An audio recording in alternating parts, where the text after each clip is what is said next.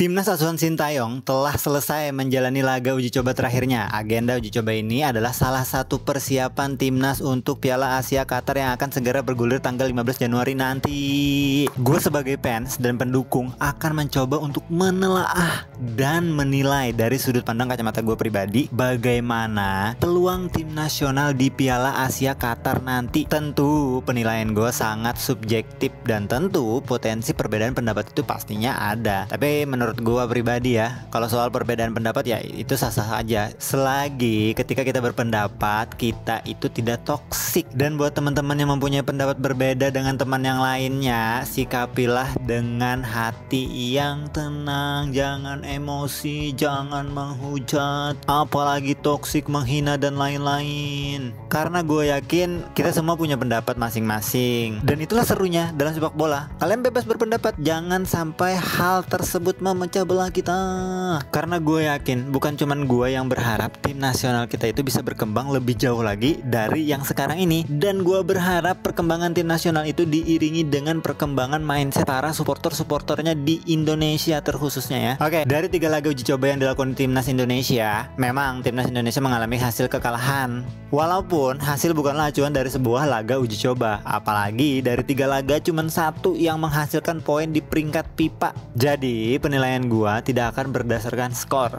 Ada 3 hal yang ingin gue soroti. Kita masuk yang pertama. Dari 3 laga, gue yakin kita semua sepakat salah satu paling menonjol kelemahan kita adalah kesalahan elementer yang dibuat pemain, terutama di belakang. Banyak gol tercipta akibat dari kesalahan-kesalahan yang bisa gue bilang rada-rada konyol gitu. Bahkan di pertandingan terakhir lawan Iran, mengutip pernyataan pelatih Sintayong, ada 3 gol yang bersarang akibat kesalahan para pemain, yang artinya permasalahan tersebut itu belum terselesaikan. Walau gue yakin pelatih tentu akan berusaha menginstruksikan agar hal tersebut tidak terjadi, khususnya pas tanggal 15 nanti. Tapi balik lagi sih, semua kembali ke pemain yang sudah dipercayakan untuk bermain agar bisa meminimalisir bahkan menghilangkan hal tersebut. Jujur memang agak ironis sih, dikala kita fokus memperbaiki pertahanan, bahkan banyak pemain naturalisasi yang masuk guna memperbaiki pertahanan, namun justru pertahanan kita menjadi salah satu hal yang terlemah. Gue pribadi sendiri berharap pertahanan Indonesia itu bisa menjadi salah satu lini yang paling kuat di tim nasional Indonesia. Mengingat lawan kita di grup nanti ada Jepang, ada Qatar yang di atas kertas mereka tuh bakal lebih mendominasi dan menyerang. Yang kedua, lini serang kita. Dari 3 pertandingan kita hanya mampu mencetak 1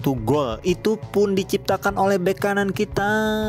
Kita juga minim sekali menciptakan peluang berbahaya di depan gawang. Terus sisi sayap kita juga masih kurang eksplosif, dan yang paling penting serangan balik kita itu bisa dibilang masih kacau, lambat. Ya gimana ya, gue harus jujur, seharusnya serangan balik kita tuh bisa menjadi senjata andalan untuk tim nasional Indonesia. Karena balik lagi, menghadapi tim seperti Jepang yang di atas kertas lebih baik daripada kita pasti bermain banyak bertahan, dan serangan balik itu adalah salah satu kunci. Tapi lu bayangin aja kalau yang mau kita andalkan itu tidak berjalan dengan baik, lu bayangin aja dulu. Dan yang terakhir, kita memang belum punya striker house goal yang mumpuni. Jujur ya, gue ngerasa kita punya striker tuh kayak belum maksimal gitu. Bahkan ketika kita melawan tim yang bisa dikatakan itu masih setingkat kita pun, kinerja striker itu buat gue pribadi kurang memuaskan. Gue rasa 3 hal tersebut menjadi PR besar bagi pelatih, di samping hal-hal lainnya yang masih banyak mengganggu timnas kita.